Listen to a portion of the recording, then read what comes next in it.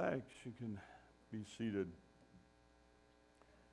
We come to the end of a long journey, almost 5 months, and we're going to look this morning at actually the death of Joseph and kind of wrap things up as we talk about his life, and I'm going to focus on three things in particular as we get to the end of this. I think there are a lot of lessons in Joseph's life. I think there's a lot of things that you can focus on and learn from. But I'm going to zero into kind of three big lessons, at least for me, when I look at this incredible life. Next week, of course, Jimmy's going to be speaking, and then the following week we're going to start a new series. And what we're going to be looking at is the book of James. I typically, and I enjoy series because it keeps us on track. My pattern is this: I try in the course of preaching to do an Old Testament series, a New Testament series, and a Life of Christ series. And I think that gives you a good balance of the Scripture. And so it's been about 15, almost 20 years since we've looked at the book of James. And James is a fascinating book. It was the first book that the early church would have had. So it's packed full. It's kind of the Proverbs of the New Testament. And so there's a lot in it that applies to us, and I think will help us as we all get a good solid foundation as we grow in Christ. So that's where we're headed in a couple of weeks. That's where we'll start that journey. You say, how long is it going to be? You know me. We'll get through it eventually. But we'll go through it just verse by verse until we walk all the way through the book. So that is kind of where we're headed. This morning, like I said, we're going to look at the life of Joseph. And then before we get into it, I want to remind you of where we've been with his life. And just hit a couple of highlights. When we start the life of Joseph, he's 17 years old.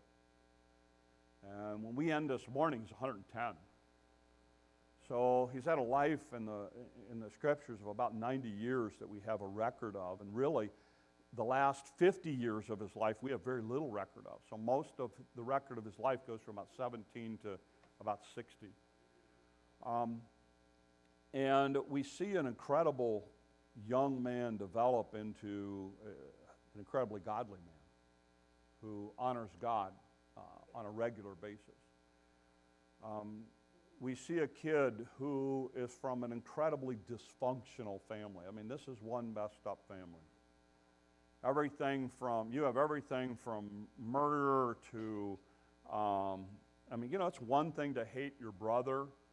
It's another thing to go, hey, we can make a little money if we sell him. That's kind of a messed up family, all right, when you get to that point, and that's where we are with Joseph. You see a kid who, at 17 years old, is put on a cart and hauled to another country where no one speaks the language. Where everything that he knows, from the dress to the customs to the food, is all foreign. And yet, I think that somewhere along that journey to Egypt, this is a kid who makes up his mind that he's going to serve God no matter what. Teenagers, listen to me for a second. The decisions you make now have an impact 20, 30, 40, 50 years from now. It's kind of like that Indiana Jones scene where he says, choose wisely. And you know the scene where the guy's head blows up and he goes, he chose poorly. I'm not saying your head's going to blow up, but I will say this: be very, very careful. One of the things that you need to understand that's different from the generation that I grew up in As a generation I grew up in, when we made mistakes and when we made bad choices, they tended to have a very short shelf life because it wasn't being videoed and recorded that could be played 50 years later. You're in a very different, dangerous world. So you need to be very, very careful. This is a kid who at 17 years old, when he finds himself in a foreign country where he can do anything he wants and no one that he knows will know, always chooses to honor God. This is a kid who, as he matures and as he grows up, decides that no matter what circumstance he's in, he's going to follow God. No matter how bad things get, he's going to look around and say, who can I help? His life isn't about him. His life isn't so self-absorbed about everything's about his little world. He finds himself in prison and he looks around and goes, you know what? I can help the jailer. I can feed people. I can go from cell to cell to cell and talk to people and encourage them. He finds himself eventually being honored enough to be in charge and Potiphar's house, and he's doing all kinds of things, and then he's lied about. And Potiphar's wife makes up this story to ruin his life, and Potiphar has no choice but to throw him into prison. So Joseph does that which is right, and he finds himself in prison for it. And instead of getting mad and angry and upset, he decides that in prison, I'm going to continue to serve God. He helps a guy out in prison, and he asks one simple little thing. Hey, when this is all said and done, when you're before Pharaoh, will you tell him my story?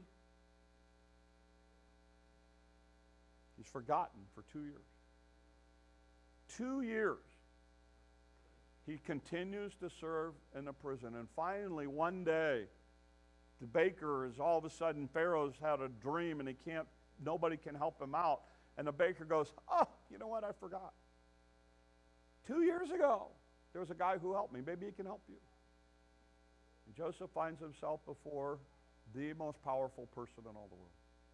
He tells the story and he interprets it. And what's amazing, this is what's amazing when you look at the text. And the text says that Pharaoh, he comes in before Pharaoh, and this would have been an incredible scene. All the pomp and circumstance of Egypt, and Pharaoh sitting on his throne, and little Joseph who had been in prison, and now all of a sudden walking in before Pharaoh, and Pharaoh looks at him and says, I hear that you can interpret dreams. And this guy looks at Pharaoh and goes, nope, not me. But my God, King. And he interprets the dream for Pharaoh. And then he is so bold that he then gives Pharaoh advice. He says, hey, by the way, I think the way to handle this is when this is all said and done, what you need to do is you need to put somebody in charge of all this stuff. And Pharaoh and all of his cronies look around and they go, I don't know anybody better than you, you're it. And you now find this Jewish guy in charge of a pagan nation. And it gets to the point that everybody loves Joseph. And then his family ends up coming, wanting food during the famine, and Joseph is in a position now to crush them like bugs. His brothers who sold him into slavery, who hated him, who despised him, now are standing in front of him, and he can wipe them out. And he does it. He decides that, you know what? I want to see my younger brother Benjamin. And he orchestrates a way to get Benjamin and his daddy to Egypt so he can take care of all of his family. And he does. And he takes care of them. We talked about last week, for 17 years he takes care of them. And then his daddy dies, and when Jacob dies, all of a sudden then the brothers come in with this. We don't know if it's a story. We don't know if it's what really happened. But the brothers come in and say, oh, please, we'll be your servants. Don't kill us. And it breaks the heart of Joseph. He says, basically, you don't understand, guys. Everything you did to hurt me. But God used it for good, and it's okay. And I will continue to take care of you. So where we pick up this story this morning is for 50 years, 50 plus years, Joseph is taking care of his brothers since their daddy died. That's where we pick up our story, Genesis chapter 50. Here's what it says. Joseph stayed in Egypt along with his father's family. He lived 110 years. And he saw the third generation of Ephraim's children. Ephraim was his son. And the children of Machir, son of Manasseh, were placed at birth on Joseph's knees. And Joseph said to his brothers, I'm about to die, but God will surely come to your aid and take you up out of the land to the land he promised on an oath to Abraham, Isaac, and Jacob. And Joseph made the Israelites swear an oath and said, God will surely come to your aid, and then you must carry my bones up from this place. So Joseph died at the age of 110. They embalmed him. He was placed in a coffin in Egypt. Joseph and his bones are going to stay in that coffin for over 400 years. And when the children of Israel leave Egypt to go to the promised land, they're going to take the bones of Joseph with them. And then they're going to wander in the desert for 40 years, and they're going to carry that coffin or sarcophagus or whatever it was. They're going to haul that baby around until they come into the promised land, and Joseph finally goes back to the land that was promised to his fathers and grandfather and great-grandfather. That's the story. So as you look at this incredible young man, and we watch him all the way to old age, becoming a grandfather, and you know, I'm in the grandfather deal right now. That's the world that I'm in right now. It is awesome. I think you should skip the whole children thing, go right to the grandparent thing. The children thing is just way too much work. The grandparent thing is a whole lot more fun. But anyway, you know, I'm at that stage, and Joseph got to get to the great, it depends on how you read it, great-grandfather stage, which is amazing. Couple of takeaways from the life that as I look at the life as a whole, I'm going to pull out 3 principles that I see that I think are really important for us today. The first thing is this. Joseph never saw himself as a product of his environment. Joseph never looked at life as a whole and turned around and said, you know what, I'm a victim here. He never plays the victim in anything that happens to him. I think that's huge. Because you see, Joseph saw all of his circumstances through the hand of God. You need to understand, this is where we are right now as a culture. And I hate to get into this because it can be, you can misunderstand what I'm saying, so I don't want to go there. But one of the things that you see in our culture is we basically have a secular humanist philosophy, worldview. Basically, here's what it means. A secular humanist view of the world says this. People, in order to produce the right people, we just have to program them right. People are like computers, garbage in, garbage out. You set up the right environment for them, and you will produce the right people. Okay? So therefore, every time our world is presented a problem, we examine the environment. Because if we can fix the environment, then we won't have the problem. So we're dealing with gun violence right now in the world. Well, the solution is change the environment. That will solve the problem. We're dealing with drug addiction. Just change their environment, you'll solve the problem. We deal with economic issues. Oh, change the environment, we'll solve the problem. Because in a secular worldview, the environment is the solution to any problem. Here's the problem. That's not biblical. It's not biblical. You want to know how I know? Genesis chapter 2. God produces the absolute perfect environment for his creation. Absolutely perfect. And man goes, nah, I don't think so. It's not the environment, it's the heart of man. And you have to understand that, because what happens is we are in this mindset where we look at it, because if you look at the life of Joseph, his environment should have never produced what it produced. But Joseph said, I'm not a product of my environment. I'm not going to allow my environment to mold and shape me. I'm going to rise above my environment. You think about it for a minute. Every movie that you get excited about is an underdog overcoming their environment, is it not? Is it not where we root for the guy who's like, he's the one, I'm thinking of movies like, like Radio, remember that one? It's like, go Radio, go. We get excited on the underdog kind of movies. Because why? Because we look at it and go, you know what? They shouldn't have been able to make it, but we're so glad they made it. We are so happy for them that they made it. Because they rose above their environment. Joseph is that guy. Joseph is that guy who says, you know what? I am not going to play the victim. Kids, listen to me.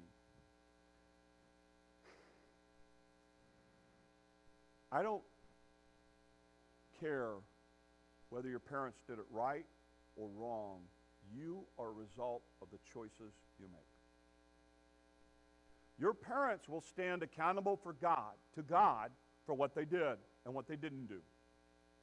You will stand accountable to God for the choices you make. My responsibility to God was not to produce godly children. My responsibility to God was to provide a godly environment that honors God, and my boys got to make a choice. I am fortunate. To this point, they've made a good choice. Because otherwise their head was going to explode. That's what I taught them. Seriously, it's one of the things. Look, my job as a grandparent is to teach my grandchildren godly principles by word and by deed. I'm not accountable for the choices they make. Kids, you are responsible for the choices you make. If you want to play the victim, play the victim. But you know what? It will get you nowhere. And Joseph could have very easily said, I'm a victim. I'm a victim of people misunderstood me. I'm a victim because I'm so lonely and everybody's abandoned me. I'm a victim because my brothers thought I was worth the price of a slave. That's all I had. That's the only value I had to anybody. God has abandoned me. God has forgotten me. That's not what Joseph does. Joseph says, I'm going to serve God whether it's good or bad. We are in a culture, in a Christian culture, which tells us God's primary job is to bless you. You know what you find in the life of Joseph? He gets punished for doing right. God's primary goal in your life is for him to be honored and glorified and to point people to Jesus Christ. And when you and I put our faith and trust in Jesus Christ, here's what we're doing.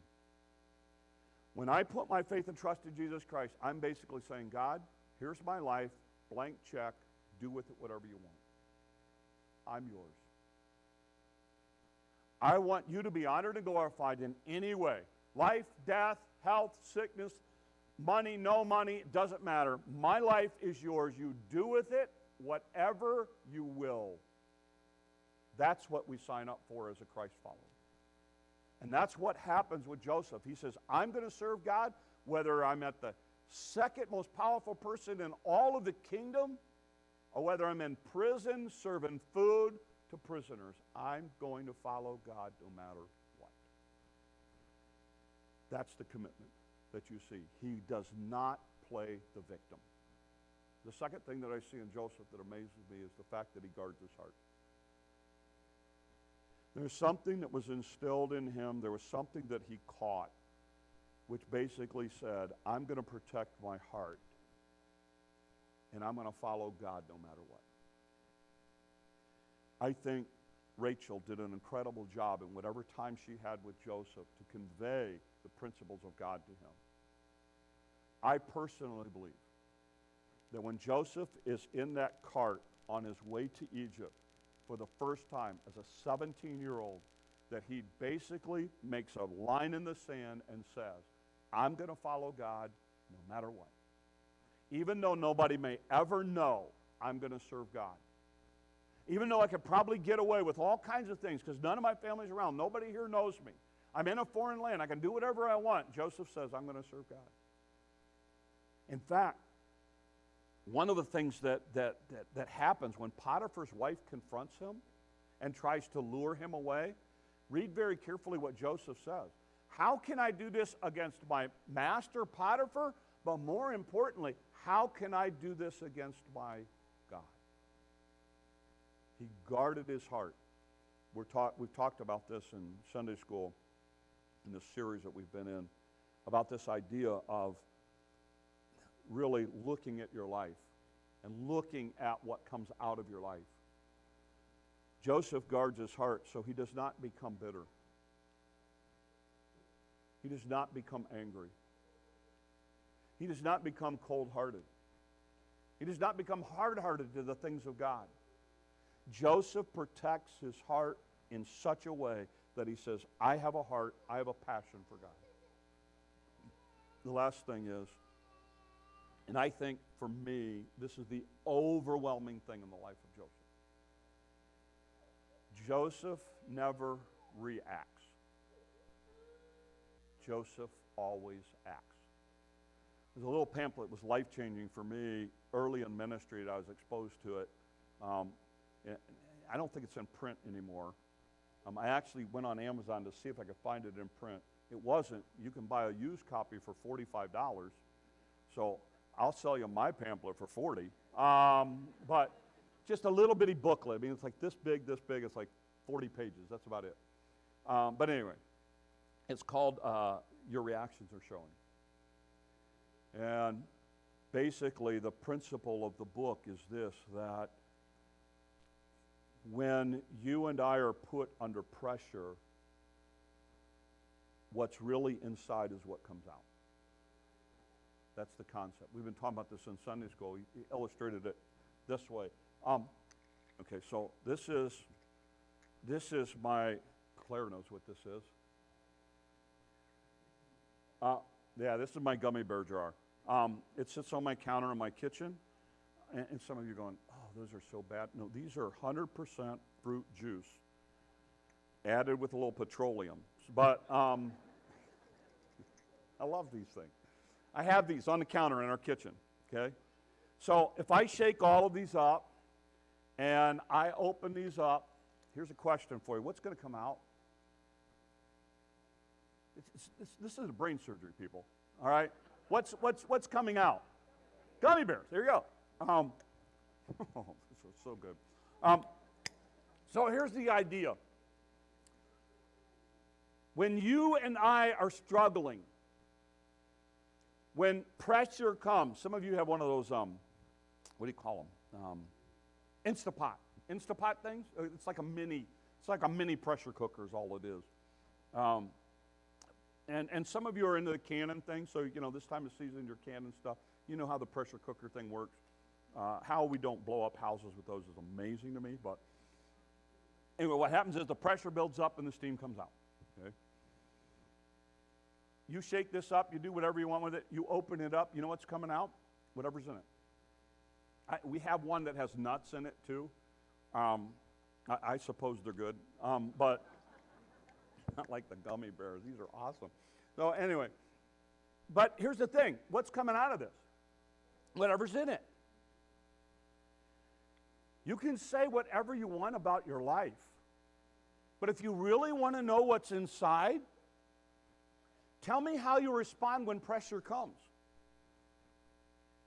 See, what comes out is what's inside.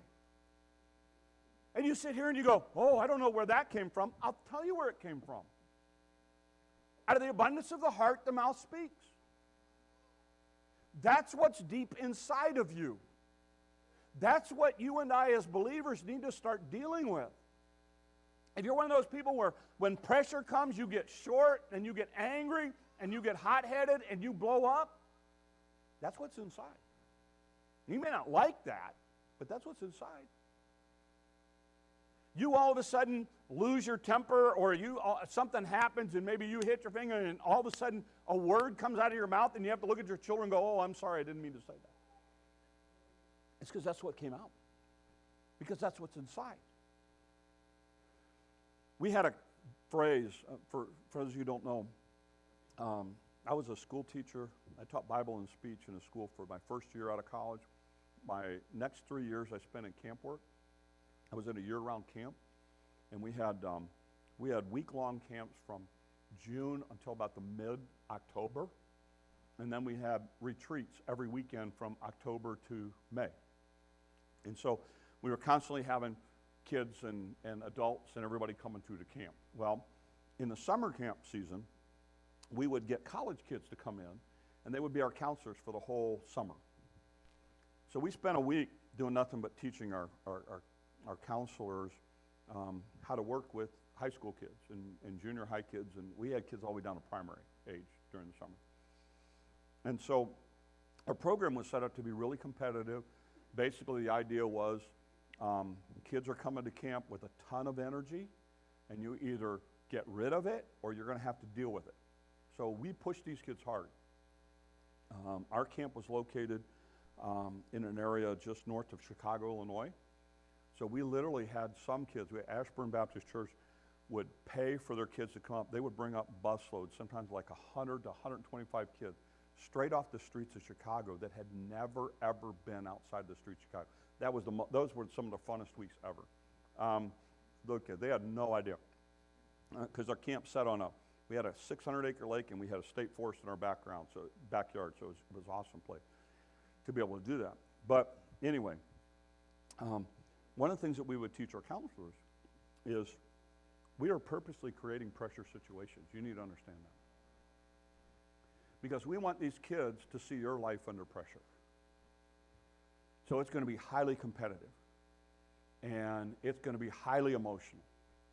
And we're going to have games that are going to come all the way down the wire. And the referee, which was often me or the other program director, we're going to make a call and you may not like it. And you need to know you got 200 kids watching you, how you respond. And you're trying to tell them all about this Christian stuff, but they're going to see whether or not it's real or not. And so we had two phrases that we would use. If a counselor started to get too over the top with something, I'd simply walk up, put my hand on his shoulder, and I'd say, your reactions are showing. And that was a signal for him to stop and think about what he was doing and what he was saying and how he was acting. The other thing that we would do is we'd walk up and we'd say, remember the microscope. Because one of the things that kids do is kids take that what you do and they magnify it. So you might just raise your temper or raise your voice to the referee or the umpire or whoever's in charge. But a kid takes that so much further. And so the idea was, remember, everything that you do is being examined and it's being blown out of proportion, so make sure you do that which is right. Here's what I'd say to some of you. Remember the microscope. People are watching. Have you not seen this at work? They can cuss up a storm. They can swear all day long. You use one word, one time, and they don't forget it. Right or wrong. Why? Because they magnify that which they see. Because they're seeing our reaction, they're showing you, saying, man, what a pressure for me as a believer. Yes, it is. Yes, it is. So when you do lose that control or whatever it is. When you react in such a wrong way, you can win that back over by an attitude which says, I was wrong. I shouldn't have done that. I didn't mean to do that. When they see a humility and a willingness to do that. One of the things that you see in the life of Joseph is he always acts.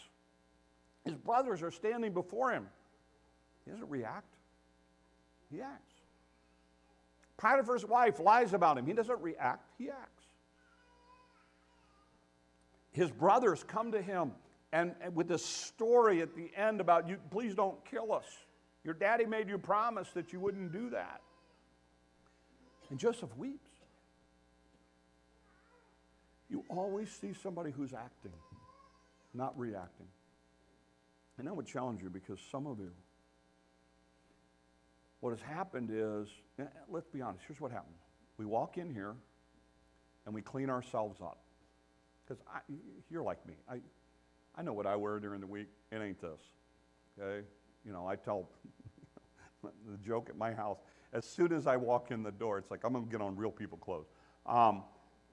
Because, you know, I know how, you know, but we come in here and we put on nice clothes and we fix our hair and we're careful with what we say and we have all these actions that we do.